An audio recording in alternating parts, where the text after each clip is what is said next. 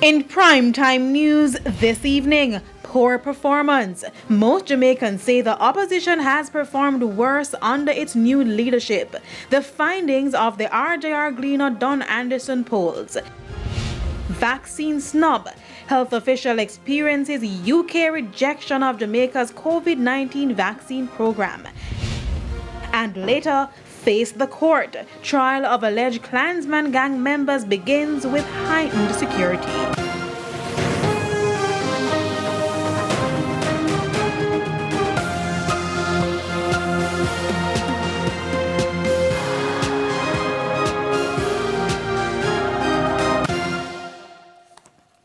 Good evening and welcome to Primetime News. We're live on air and online at onespotmedia.com. I'm Herman Green. Thanks for joining us.